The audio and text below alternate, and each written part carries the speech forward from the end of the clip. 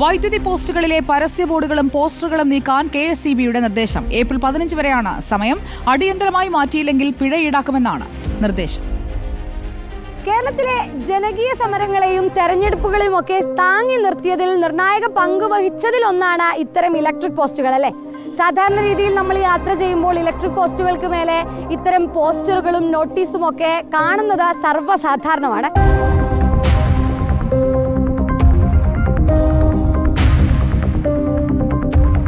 തിരഞ്ഞെടുപ്പ് നോട്ടീസുണ്ട്, പോസ്റ്ററുകളുണ്ട്. Gas agency പരസ്യം മുതൽ ഹോസ്റ്റൽ വേക്കൻസി അറിയിപ്പ് വരെ പോസ്റ്റുകളിലുണ്ട്.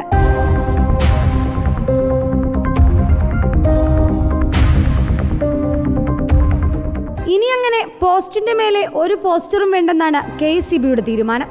ഹൈക്കോടതിയുടെ ഉത്തരവ് നിലനിൽക്കുന്ന പശ്ചാത്തലത്തിൽ പരസ്യ ബോർഡുകൾ അടിയന്തരമായി നീക്കം ചെയ്യണമെന്നാണ് നിർദ്ദേശം.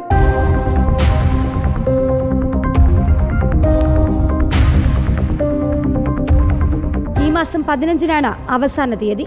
സ്ഥാപിച്ചവർ തന്നെ ബോർഡും പോസ്റ്ററും മാറ്റണം, അല്ലെങ്കിൽ KSEB തന്നെ മുന്നിട്ടിറങ്ങും. പക്ഷേ പരസ്യ ബോർഡുകൾ മാറ്റുന്നതിന് ചെലവായ തുക വച്ചവർ തന്നെ നൽകേണ്ടി വരും.